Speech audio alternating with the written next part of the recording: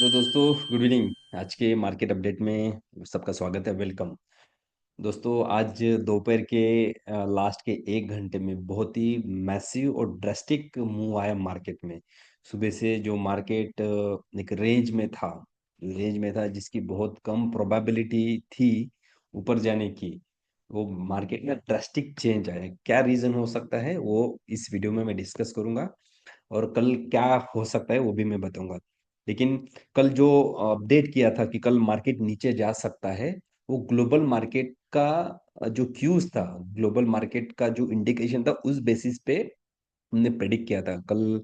इसी टाइम पे लगभग मैंने वीडियो बनाया था, और उस टाइम पे जो यूएस मार्केट है वो टोटली डाउन था। क्यों डाउन था? कि यूएस मार्केट में जो सीपीआई इंडेक्स है, कंज्यूमर प्राइसिंग इंडेक्स, वो बढ़ गया था। तो सीपीआई बढ़ गया मतलब वहां पे महंगाई जो है वो बढ़ गई है।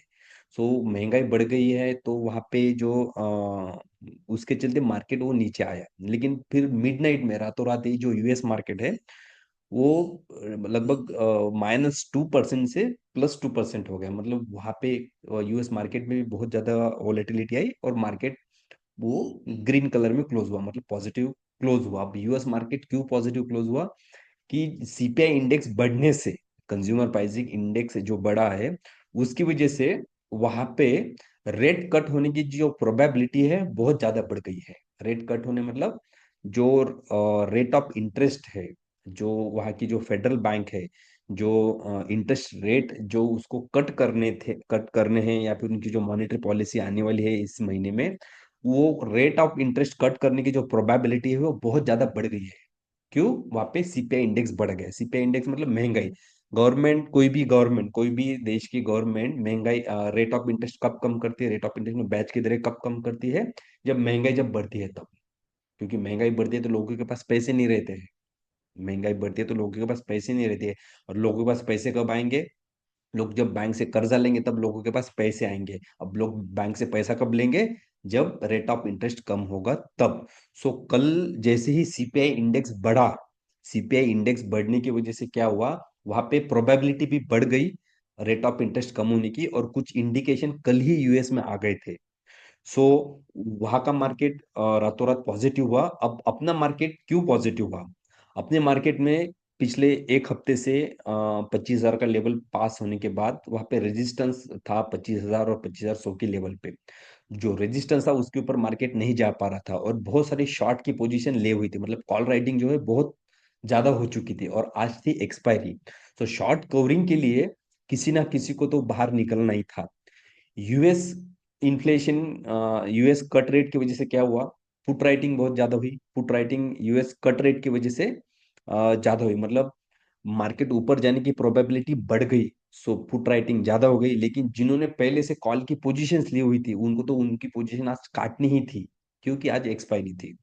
सो दो मार्केट को रीजन मिल गए आज ऊपर जाने के लिए। पहला यूएस का कट रेट, और जो शॉर्ट कवरिंग होनी थी वो भी आज हुई एक्सपायरी की वजह से। इसलिए मार्केट में ड्रास्टिक मूव आया।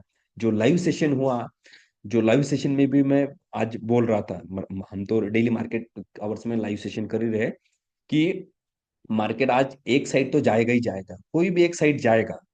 तो मार्केट प्रोबेबिलिटी जो बन रही थी, जो चेंज इन ओपन इंटरेस्ट है, वो पुट साइड का बहुत ज्यादा बढ़ रहा था। Change open interest put side का बहुत ज्यादा था, पीसीआर कम था, लेकिन जो राइटिंग हो रही थी वो पुट साइड में बहुत ज्यादा हो रही थी, जिसकी वजह से क्या हुआ? मार्केट ऊपर जाने की प्रोबेबिलिटी थोड़ी ज्यादा बढ़ रही थी। आज हमने दो कॉल लिए थे, एक बैंक निफ्टी में और निफ्टी में। दोनों में तगड़ा प्रॉफिट हुआ। 505 पे एक बैंक निफ्टी का ऑप्शन लिया था, वो 700 रुपये पे गया। और निफ्टी का ऑप्शन लिया था कॉल का 235 रुपये में, वो 260 270 के ऊपर भागा। सो दोनों में अच्छा प्रॉफिट हुआ। तीन आज इक्विटी के ट्रेड दिए थे, स्विंग के। इंडिगो दिया था, इंडिगो 2% गया। एयरटेल गया था, एयरटेल भी गया। हेवल्स दिया था, हेवल्स का भी अच्छा आज, हेवल्स में भी अच्छा प्रॉफिट। जो स्टॉक सजेस्ट किए थे वो स्विंग के लिए किए थे। तो मेरा आप लोगों से रिक्वेस्ट है कि हमारा लाइव सेशन आप अटेंड करो। लाइव सेशन में हम स्टॉक भी रिकमेंड करते हैं, और निफ्टी बैंक निफ्टी पे कॉल्स भी प्रोवाइड करते हैं। सो वो आप चैनल को सब्सक्राइब करके रख दीजिए। मतलब जैसे ही मैं लाइव जाता हूँ तो आपको नोटिफिकेशन आ जाएगा और पता चल जाएगा कि लाइव सेशन स्टार्ट हुआ है। सो अभी पोर्टफोलियो होपफुली सब लोग ग्रीन में आ रहे होंगे। कल मैंने ओएनजीसी सजेस्ट किया था, ओएनजीसी सजेस्ट किया था कि मार्केट डाउन है तो कल आप ओएनजीसी बाय कर लीजिए। तो ओएनजीसी बाय करने के लिए सबको चांस मिला होगा। जिन्होंने ओएनजीसी बाय किया था, आप कमेंट में बताइए या फिर उसका प्रॉफिट स्क्रीनशॉट हमारे ग्रुप पे भी भेज सकते हैं।